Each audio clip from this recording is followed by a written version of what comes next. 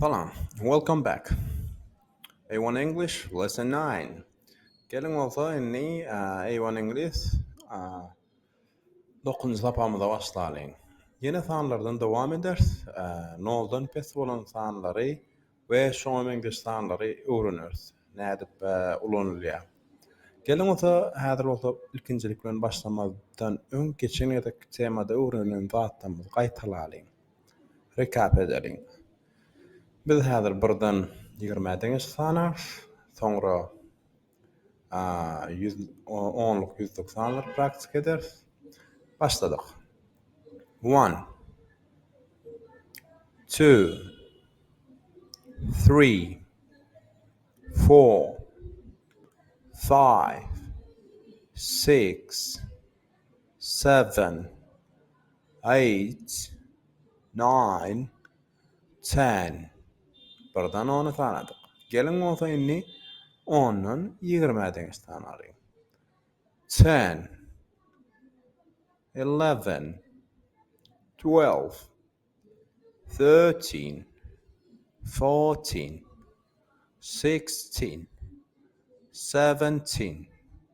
17, 18, 19, 20. Gelin unutayım, 10'luk, 100'lük sanları sanalıyım. Misal için 10, 20, 30, 40, 50, 60, 70, 80, 100. 10, 20,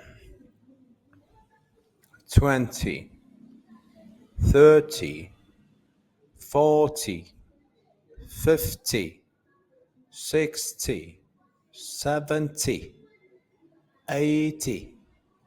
90, 100. Gelin unutayım, tapamız devam edelim. 9. tapağı. Numbers, sanlar. Welcome back. Last lesson we learned how to count from 0 to 1000. So now let's find out how we can use these numbers. Geçen temada biz noldan müňedeňiz sanlaryň aýdylşyny, sanalşyny öwrendik. Gelin bolsa inni sanlaryň okulşyny söz içinde sözlem içinde praktik edelim. Decimal point. Decimal point olanda noldan pes olan sanlary aýdylýar. Mysal üçin praktikada häzir görürsüň. Decimal points are used when a number is lower than 0 or a number has part of a whole number includes. Mesela üçün şol aýdan zadym, eger san noldan pes bolsa, decimal points diýilýär ingliz dilinde ýa-da point diýilýär. In order to read decimals in English, the decimal point is pronounced as point. Decimal point diýilýär ýa-da point diýilýär. Noldan pes bolan sanlara okulanda. Then each digit is read individually. Misal üçin, point diýenden soňra gelýän sany, san birligini san görnüşinde aýdýar ingliz dilinde. Misal üçin 0.5 0.5 decimalın görnüşi. 0.25 0.25 0.67 0.67 0.02 0.02 0.5673 0.5673 3.34 3.34 3.34 beýdidigi san 4'e ýeten ok. Da 4'e ýeten ok. Şoň üçin 3.34 diýip aýdylýar. Dowam edýäs. Percentages. Percentages olanda prosentler. Percentages are a lot easier than decimals to pronounce. Percentages prosentlary decimalslara deňeşdirmede daha ansat aýdylýar ili okulýar ingliz dilinde. All you have to do is say the number and follow it with the word percent. Barıyor aydiyan adımız san aydiyaz, izinden percent dip aydiyaz. Misal üçün 6%, 25%, 100% aytacak olsak 6%. Misal üçün 6%, 6%, 25%, 25%, 72.36%. Misal üçün 72.36% beydi 73'e yeten ok. 100%, 100%, 500%, 500%. Devam edeceğiz. Fractions. Fractions olanda bölüm oluyor ya da bölü oluyor bir zaten İngiliz dilinde. Fractions. Bölüm ya bölük. Misal üçün 4'ten 5'ten 1 bölük, 7'den 3 bölük, 8'den 6 bölük, 2'den 1 bölük, 4'ten 3 bölük deyip aydamladı. Şeyle bölük bir zaten bölüğünü aydamızda fractions diyaz İngiliz dilinde. Bölüm ya bölük. Bölüm deyip bir zaten 3'ten 1 bölüğü. Misal üçün turatda torti misal edip görkezenler.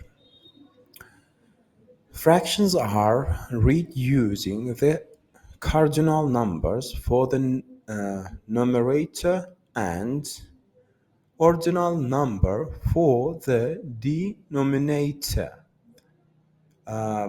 Fraction numberları aydamlıda, fraction sanları aydamlıda bunları cardinal numberları ve ordinal numberları bilen hesaplap aydıp bölyandır.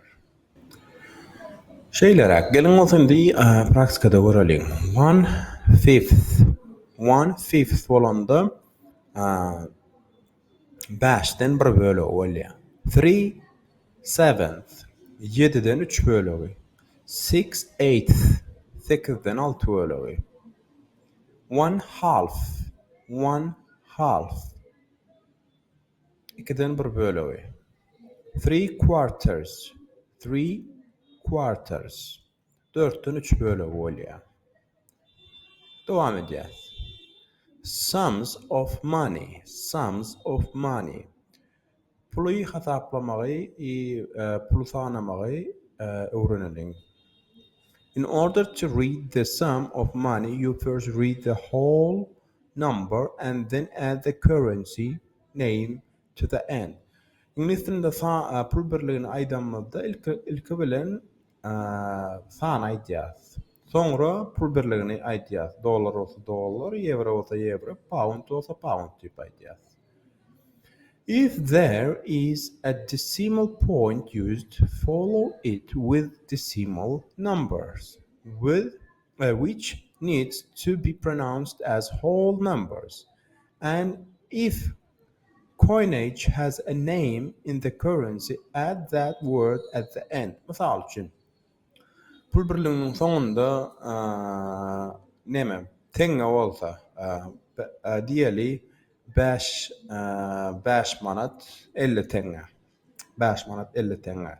İngiliz dilinde aydamlıda şoňa bir zat birine satyn alsak, şu produktdan bahasy 5 manat 50 tenge bolsa, İngiliz dilinde aydamlyda 5 manat 50 tenge deyip aýdylýar. Başka pul birliklerindäki misallara seredelim. $30, $30. 65 euros. 65 euros olanda 65 euro. 101 pounds. 101 pound. $55 and 55 cents. 55 dolar ve 55 cent. 32 euros 76 32 euro 76 تنغ ثوليا 10 pounds 50 coins مثال üçün 50 pounds 50 pounds 10 pound 50 تنغ وليا نقط وات 10.50 10.50 شو تنغ ثولك ياندر تبعي أنميرة يتنوق دوام الدياث measurements ölçü ili ölçüler. When pronouncing any measurement, just read out the number and follow it by the appropriate unit of measurement. Ölçüler aydamda birdadyň ölçügi su bolup biler, ýa-da un bolup biler, şeker bolup biler, ýa-da metr, kilometr, uzynlyk. Şolaryň okulşy şu screen'de öwrenir. Mysal üçin liter. 2 liters. 2 liter. 2 liters. 5 teaspoons. 5 tane çayny loşka. 3 teaspoon. 3 çayny loşka. 120 meters. 120 metr. 25 kilometers per hour. 25 kilometre her saatte. 6 feet. 6 feet. 6 feet sonunda feet sözünün manisi Türkmençe perewod edemizde, arasy Türkmençe perewod edemizde ayak adam bolup gitýär. 6 adam. Dowam edýäs.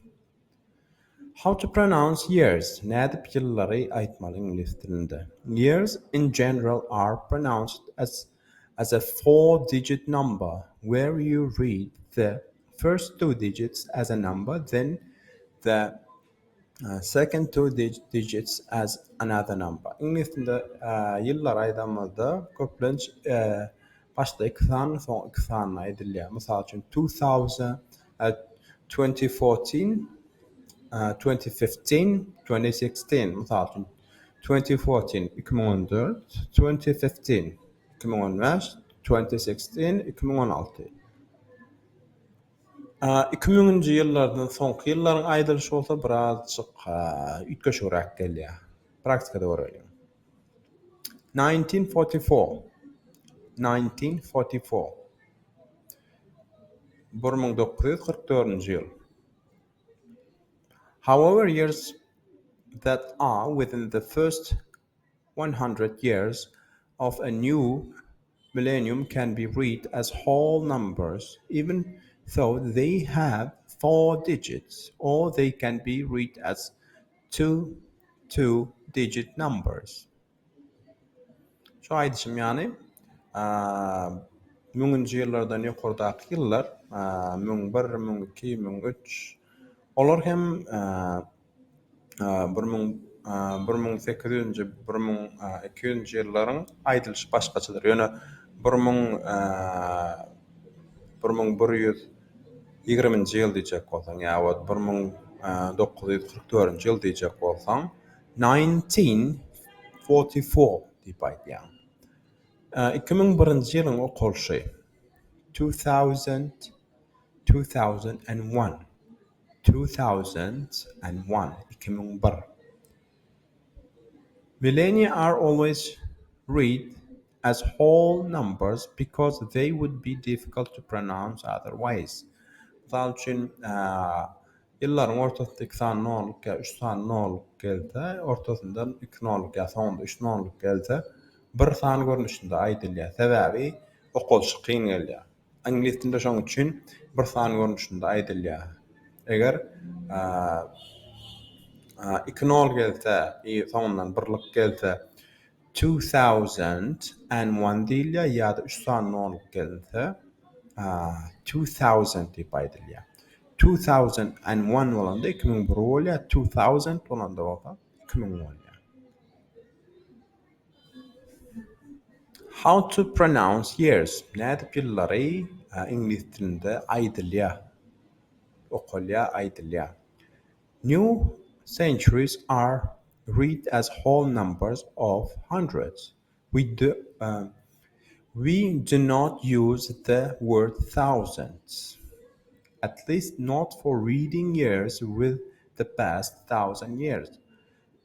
Täze yıllar häzirki döwürdäki yıllar okanmazda iki nomry görnüşinde okaýas. Iki digit. Mesela üçün 2023 diýjek bolsak İngiliz dilinde 2023 diýip aýdýar.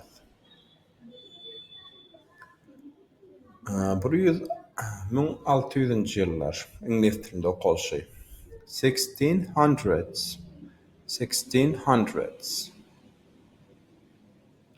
Years that have just 3 digits can be read as a 3-digit number or as a 1-digit number followed by a 2-digit number. Mesela üçün eger yıllar 3 sanla gelse, tarihte gelýär köpünç beýle sanlar tarihte pan okanlar. 866 or 866 diýip aýdylýar.